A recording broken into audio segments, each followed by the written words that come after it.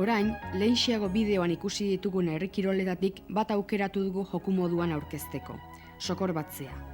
Besteak ere, bideoan ikusi dugun bezala egingo genituzke.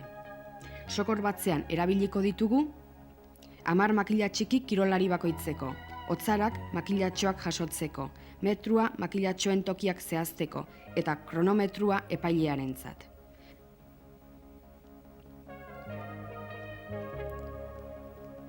Hau ikusita, ekin diezaiogun joku zelaia prestatzeari.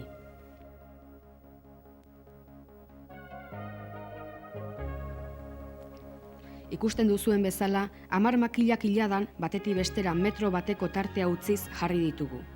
Ilada bakoitzaren buruan hotzara bat. Epaileak hotzaren parean jarrita eta kronometroa eskuan duela aginduak emango ditu.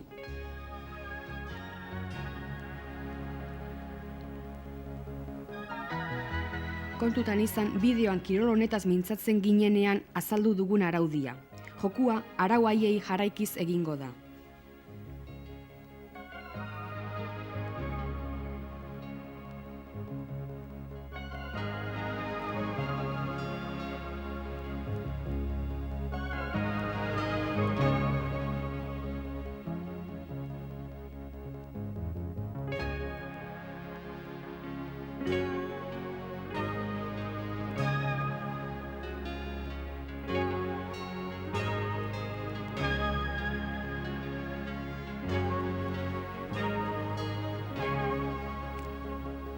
Joku hauek proposamen bat baino ez dira.